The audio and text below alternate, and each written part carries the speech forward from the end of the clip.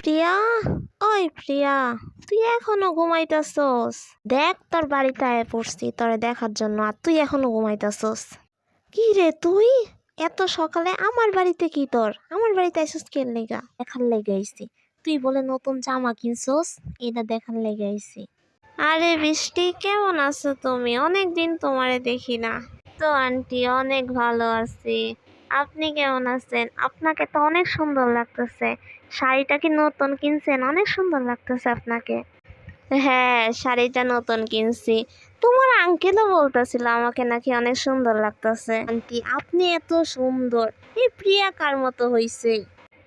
ওরে নিয়ে তো আমি রাস্তায় বেরোতে পারি না। দয়া করে আমি ওর সাথে চলি। আমিও ভাবি ওই যে কোত্থেকে হইল, পুরা বাপের মতো হইছে। আমার মতো হইতো, আমার মতো এত সুন্দরী হইতো তা না, পুরাই বাপের মতো হইছে। আন্টি ওর সাথে চলতে আমার শরম করে, তাও চলি। কি আর করবা, চললো ওর সাথে। দয়া করে ওর সাথে চললো। আপনার কথা ভেবেই তো ওর সাথে থাকি।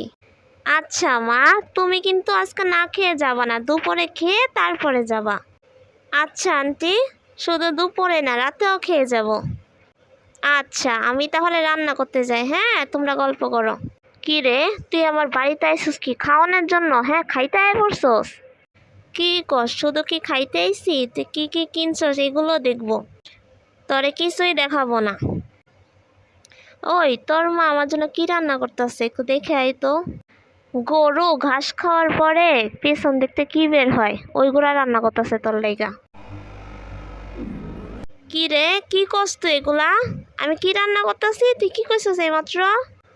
কই কিছু কইছি না তো। তুমি ভালো জিনিস রান্তাছো এইটা কইছি।